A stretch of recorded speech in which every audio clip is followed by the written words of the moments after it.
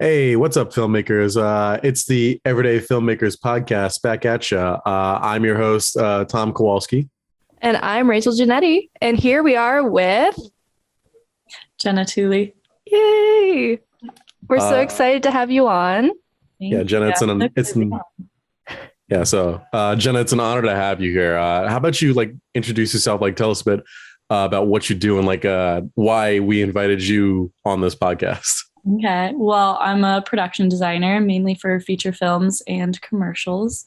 Yeah, that's what I do. That's so amazing. And we're current film students, but you were a film student. You were at SCAD, right? Yes, I was at SCAD, but I was actually a painting major. That's so cool. So yeah, I graduated with a degree in painting and a minor in drawing. But all throughout my time at school, I was practically on set every weekend. So that's amazing. We love having hands-on education for film. And I feel like that's not something that we could have done in the past couple of years, but I'm so glad it's coming back. I feel like I've always felt that on hands experience has been the best way to learn about film. And so, yeah, like that Rachel was saying. I absolutely agree. Yeah. Yeah. So we have a couple questions to ask you, but if that conversation builds into something bigger, then we can always just go into that. We don't even have to regard the questions. We don't have to look at them. But do you mind if we just start asking you some questions and just talking about yourself? Yeah, go for it. Awesome. Great. So perfect. So we're going to start with, where would people most likely know you from if they were to say Google you or find you on the street? Ooh, okay. If they were to Google me, I think they would probably just see my website come up first. I don't know. They probably wouldn't see a lot. I mean, that's a really good question, actually. I probably don't know the answer. I think that people would know me on the streets, maybe more so from my paintings. At least I was a painter all my entire life. And so in high school, people knew me as a painter. In college, with all of my film friends, people knew me as a painter. So maybe not now that I'm a professional production designer, but I definitely think I'm used to just people knowing me from my paintings, or oh, I saw your painting in this show or something like that. So what prompted you to make the leap from painting to sort of film design, from film set design? I'm sorry. Yeah. Well, so my parents are actually in the film industry. My mom was a manager and my dad was a visual effects artist. And so I kind of grew up around film, or at least thinking I knew what film was. I thought all of films were made in post-production and that Steven Spielberg directed them all. So I really just didn't understand that there's this whole other side. So when I went to SCAD, I met some filmmakers really early on my recruiting trip, actually, because I played lacrosse in college as well. So on my recruiting trip, I met a bunch of filmmakers. And from there, they invited me onto onto my first set, my freshman year.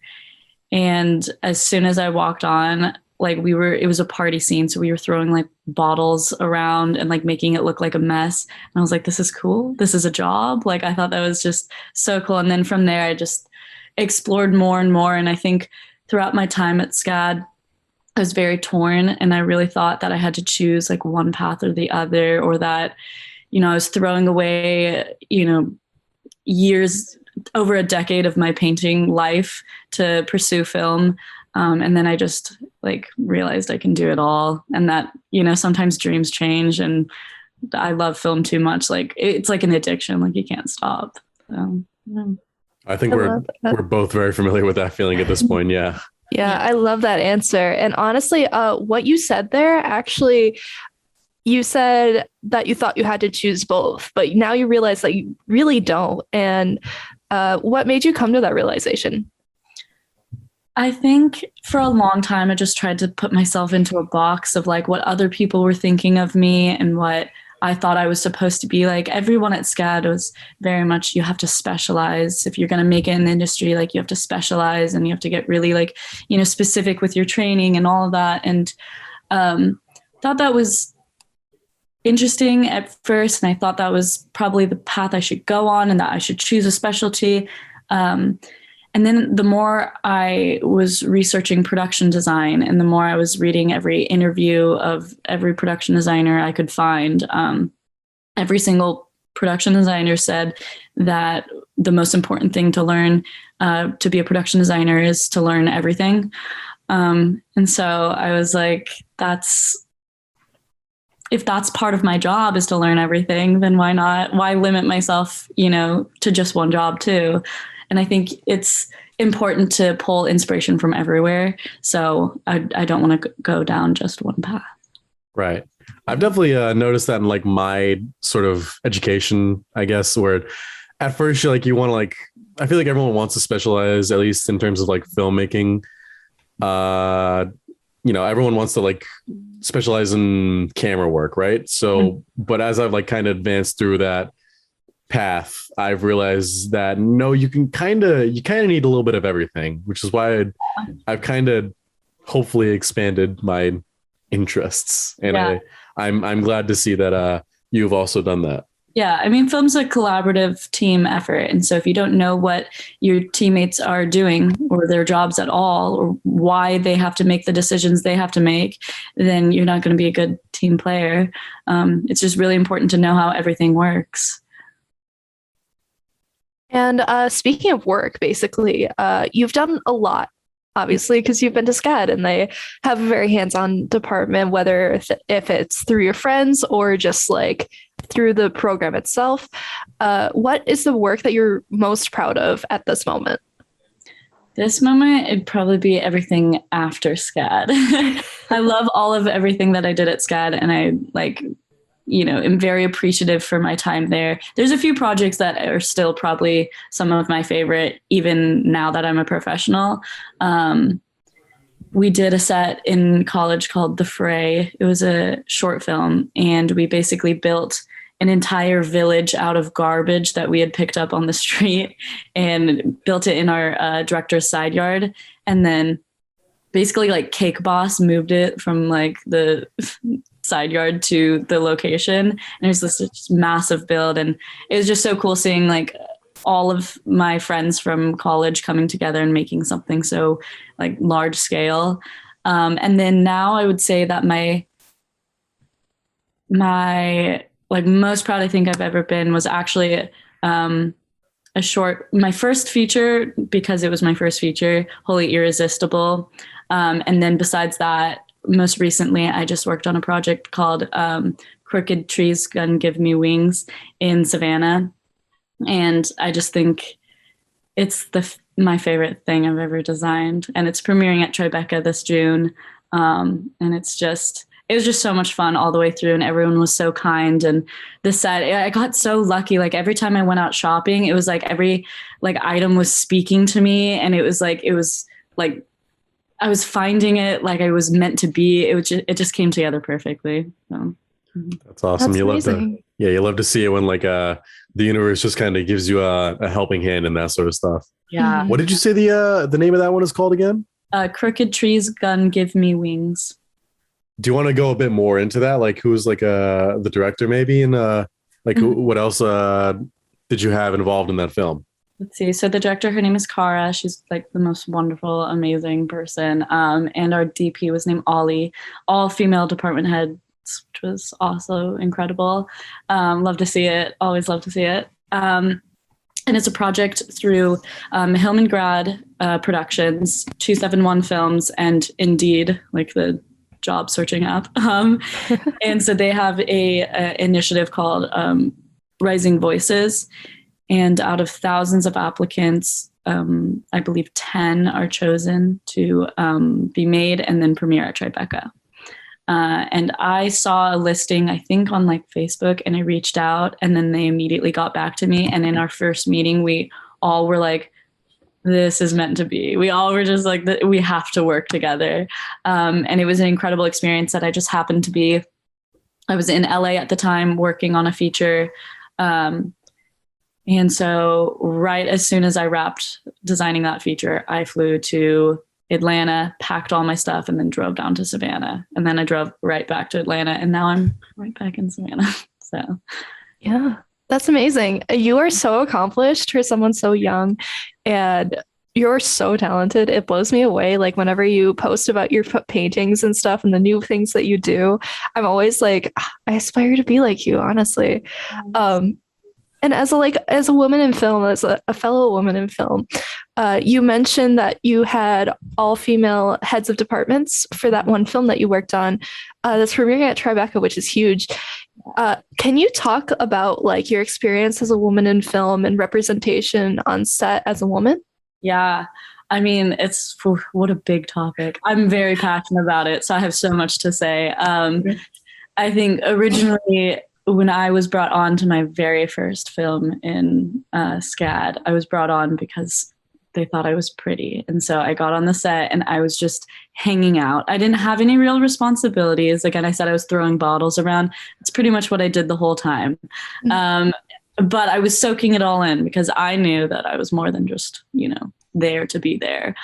But I definitely found that throughout my time in college and then even in the industry, it can be very difficult. In college, especially, I was talked over way too much and my opinions weren't really trusted. And not only that, but I know that production design is predominantly seen as like one of the few like roles within film that's like a woman job, which is like, what is that? So it's easier for me to be respected in that position versus like a female DP. That's in a whole other level. But, within the whole industry, it's still very difficult. And there's things that I do to assure myself jobs that I'll tell my male like friends about that they're just like, I've never even thought about that. So like when I go into interview, like I wear glasses, I put my hair up. I don't like specifically dress very girly or very feminine or anything like that. I recently dyed my hair back to brown instead of being blonde because like the way people look at me on set or perceive me on set was it's hard that we have to change. Well, you don't have to actually. But I know that I'm already at a hindrance being so young and being a department head, that there's just little things that I do to try to at least get people to listen to me up front, so that when I arrive on set, I can be exactly who I want to be, but I already have dealt with everything else, if that makes sense. Yeah, it's something that's really hard to deal with. And even as in my meager 5 years of film experience, I've had it happen to me where there was a project. I don't know if you were in this class with me, Tom. Mhm. I think it was last semester, but I was very angry at this one point because these two men showed a very violent movie. I believe it was a Spanish movie, and basically women were attacking this one woman and ripping her clothes off in the street and being very violent, and the men were jeering. And it was all because this woman was being perceived by their husbands. And they were like, oh, this is just because women are crazy kind of thing. But I don't remember the exact thing they said. Obviously, they worded it better, with air quotes, heavy air quotes, than I just did. But it was quickly shut down by my teacher, thankfully. He is a very understanding individual who is conscious of, other people around him. And there were only 3 women in this advanced production class. And it was quite daunting, so much that I had to leave the room, and my friends as well. We didn't come back for about 10 minutes because, we were trying to like take in what had just happened. We tried to fight back, of course, but, sometimes you can't, and sometimes your voice gets drowned out. And I hope you never had to experience that, but I know it's more than likely that you did. Yeah, no, there's definitely our fair share at SCAD, as well as there's definitely been moments even while filming that there'll be a scene that's very uncomfortable to film for a lot of people, and I'll just leave. I just won't be a part of it. And so, yeah.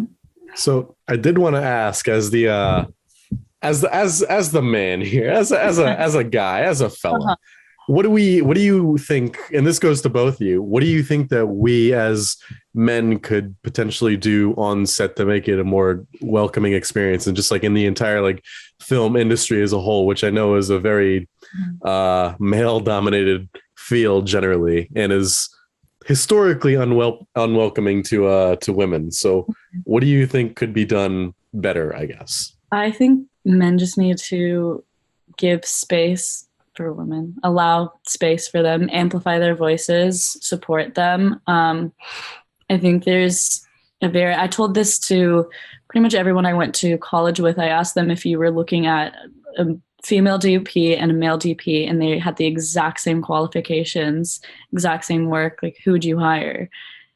And a lot of them admittedly would say, oh, wow, I guess I would choose the man. Like, and I'm like, well, there's your problem. Like, you have to look at someone's work. And if someone on set is hired to do their job, they got hired to do their job. Mm-hmm. Like, that is their job. So I would walk on sets and I'll have an old man who, because most of my peers as department heads are 50 plus.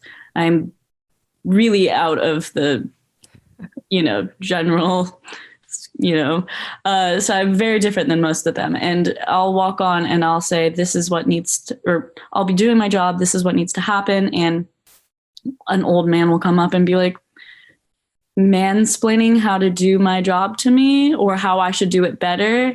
And I just don't listen. I actually just don't even look, and I just don't engage, because, if I was hired to do my job, I got hired to do my job, and you should do yours. And, I think it's just important to realize that everyone around you, if they got hired to do that job, it's because they're professionals. But then going beyond that, there's not as many opportunities for women. And that's what needs to change as well. There needs to be a push for women.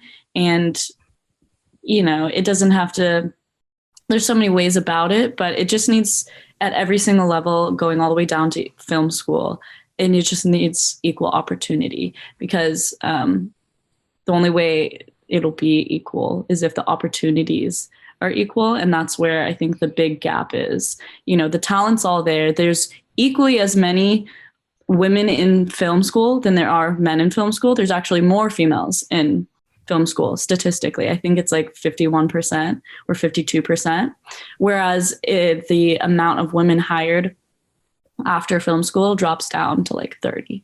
I mean, it's like some crazy, I did some report on it once, so I may be butchering those numbers, but it's something along those lines where it gets drastically cut because the industry is only hiring men, even though the same qualifications exist. So it's just about opportunity. Allow your, peers to have opportunities, give your female peers opportunities, find them opportunity. It's all about that, I'd say.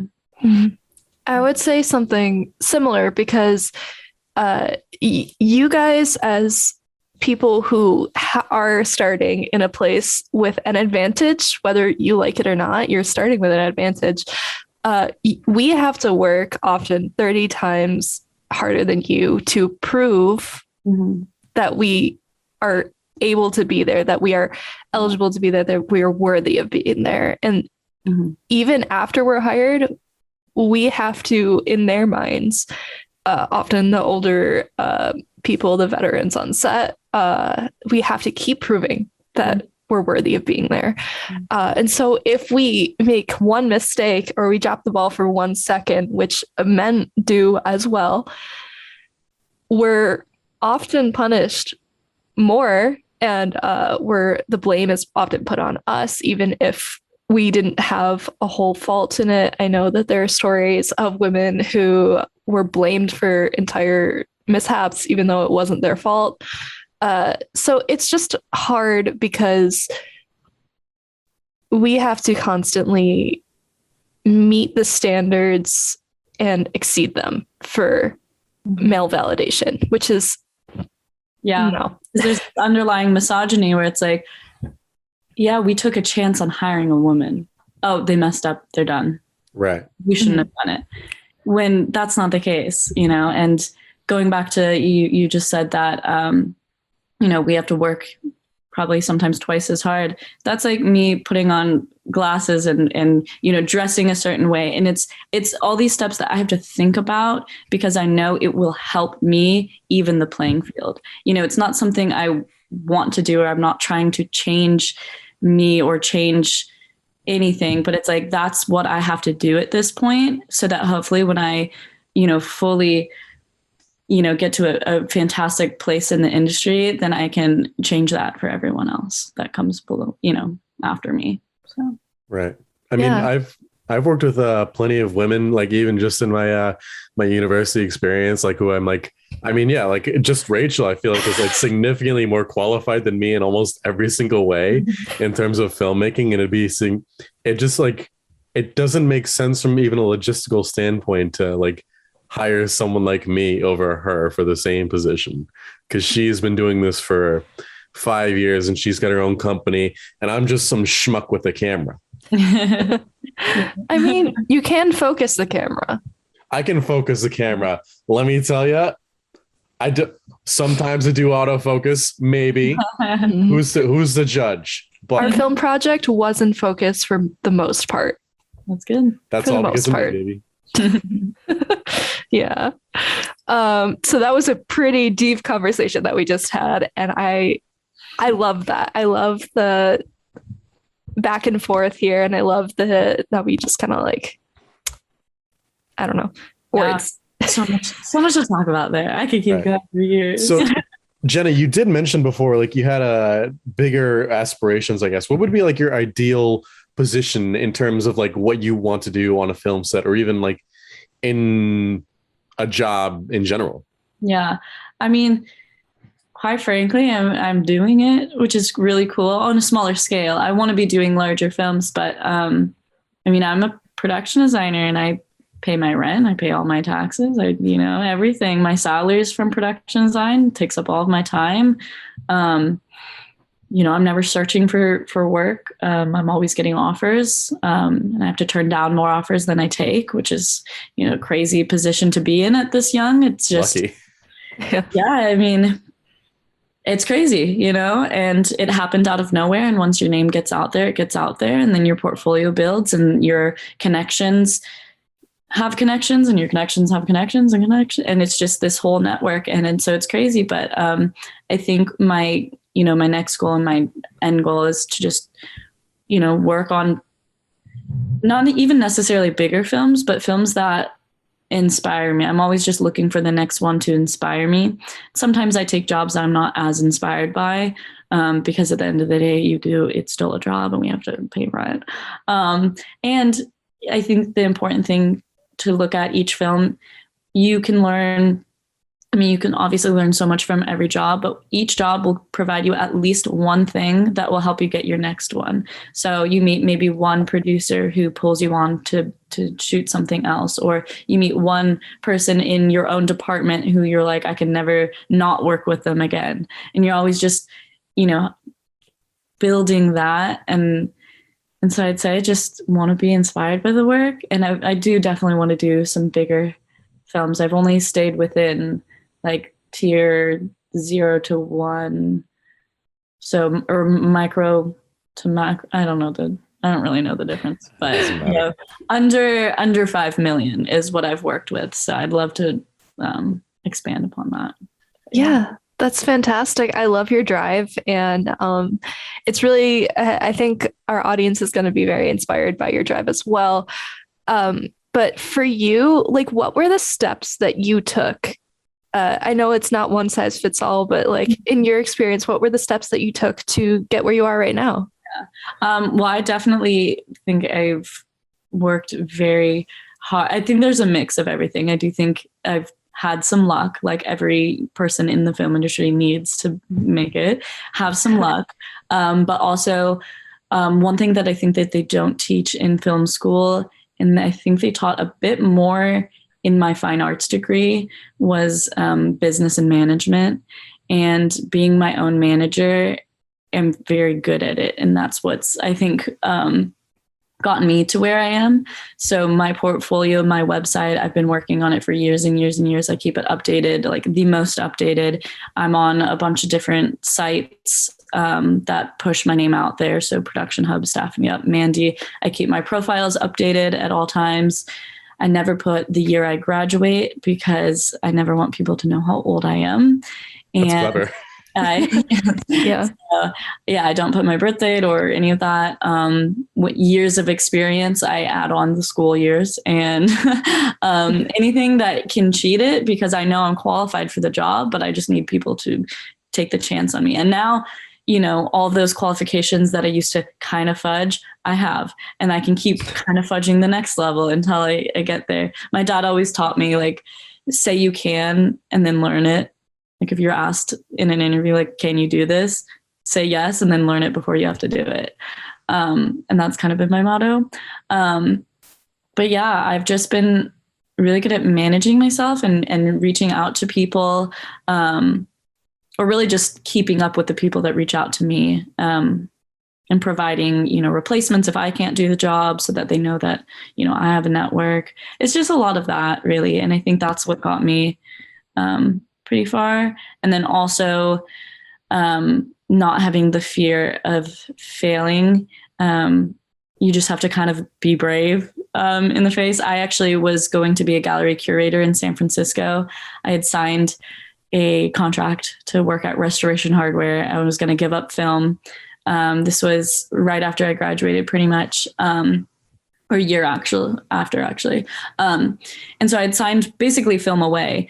And then I got the call to design my first feature, and I debated it at first. And then I finally, like within a week, I decided, well, yeah, if I want to be a feature film designer, I need to start by designing a feature film. So I terminated my contract. I packed everything in my car and I drove to Atlanta, and then I put it in everything I owned into a storage unit, and then did the film, and then found an apartment after. So I just kind of took the risk. Sometimes you just need to take the leap. So, Oh, that's a very good sentiment. I feel I've definitely pulled the say you can and learn how to do it later a few times, both in this industry and outside this industry. So me with After Effects. I still don't know how to do After Effects. I fake it till I make it. How hard can it be to learn? Along. We really don't. No. I don't think anyone knows. So I think I've come to the realization that in the film industry, everyone's just kind of faking it. I think to a certain degree, and they're all just like saying they know a lot more than they do. Whoever says it with the most amount of confidence is what everyone else will believe. And that's it. Sometimes there's better ways to do things, but the person that said it first and with the most confidence said it that way. And so you just agree. Yeah. There's a very good chance that Spielberg has no idea what he's doing, and he's just been winging it for the past 40 years. Oh, everyone that I've talked to in film, I mean, literally everyone I've talked to and reached out to that's larger than what I've done has said at every step of their career, they're like, I don't know what the heck I'm doing. That's actually very comforting. Also, on this podcast, I have a beef with Steven Spielberg. It's kind of a joke, but at one point I did threaten his career in a YouTube video because he didn't allow Netflix films to be considered for Oscars. So we have a little bit of beef. Well, yeah, I hope I can, help in some way to inspire someone. Oh, you're doing great. Definitely daunting to start the industry. And I was petrified. I was like, how do I get into an industry where everyone seems to know so much more and be so much more experienced? And then, the one comforting advice my father gave me was every time I called him about a problem we were having on a student film and how insane it was and like all this crazy stuff was going on, he said, oh yeah, those are the same problems we have. It never changes. And that's true. Every film I've ever gone on, and even from micro budget to a couple million, these problems are always the same. It's just on a larger scale. It never changes. That's actually like comforting and also like, dang. Yeah. It is comforting though, because you feel like you're jumping into this whole new world after being in the student film world, but it's really just the same world, just bigger. Yeah. That's like when I first signed on to do my feature, I was really nervous because I was like, I've only done short films, so I don't know how to design a feature. I know how to design short films. And then I just had to sit down and realize, okay, it's exactly the same, more of it. Yeah. And that's awesome. Like I'm glad to see that the industry does not change no matter how long you've been in it and how much experience you think you have. You Still maybe just a as little more frustrating. dated, and that's about it. Right. Yeah. So Jenna, I did want to ask you, what advice do you think you would give yourself from 5 years ago, or to like any like newer film student into the industry? Don't let other people put you in a box, because then you're going to believe that. Or don't let them make you believe that. I mean, I definitely saw everyone else around me. I could tell what they were saying about me. I could tell what they thought about me, and, you know, word circulates. I don't know how cliquey other film schools are, or if they're as competitive and as cliquey as mine was, but the industry is also like that. And so you do have to develop a thicker skin. And so I think within that, don't develop a thicker skin for other people, do it for yourself. And don't allow people to put you in a box that makes you smaller than what you are, because you get to decide what you are and, you know, what's okay. You get to set your own boundaries. First of all, boundaries is also the advice I'd give my younger self. Make boundaries for yourself, because you're allowed that. This is your life you're living. Also, it's not just film. You know, film is at the center of every filmmaker's world. It seems to be. And in film school, it was definitely, our lives revolved around film 24/7. So the advice I'd probably give is, you know, learn to live. I'm still working on that, though, I will say. So it's an ever-growing process. But learn to live and make boundaries for yourself so that you can live, and then don't let other people make you smaller than what you are. I guess that's what I'd say. That's like, you speak so well. You have so many good quotes. Oh yeah. I'm just so tired, and I feel like my brain's like going, and I'm like, I don't know. I'm like, you're just tired and you turn into Shakespeare. It's like ramble on. My brain just kind of goes. I don't know. Mm-hmm. I think it's fantastic. We honestly, yeah, that might be like a really good place to stop. Honestly. Yeah, that was actually fantastic. And I'm so glad that we got to talk. Yeah, me too. This is great. It's been wonderful. Yeah. Thank you. Like Rachel was saying, thank you so much for coming on. And hey, if you hear of any film sets that need a couple PAs, we're graduating soon. So when are you guys graduating? May. A month. Yeah. Oh, so sorry. In the city in July. So if I ever hear an opportunity, I'll pass it on. We do know someone with an apartment there at Cat. I'll be living with my parents an hour away. Oh yeah, perfect. Oh, at all. Yeah, we're so glad that we can have you on, and we'll welcome you back on any other time as well if you want to talk to us more, maybe about women in film. Yeah. Or maybe we can watch a movie and just critique it together. That would be fun as well. Awesome. Yeah, no, literally anytime. Just let me know. Yeah. So without further ado, I'm Rachel Giannetti. I'm Tom Kowalski. And I'm Jenna Tooley. And this was Everyday Filmmakers. Tune in every Wednesday at 8 a.m., I believe. Yeah, right? I think that's what I said. Yeah, 8 a.m. on Apple Podcasts, correct? And Spotify? Yep. Woo. Tom is the one that uploads these, so I have no idea. I made the website. But yeah, tune in, and we'll see you next time. And that's a wrap. That's a wrap, folks.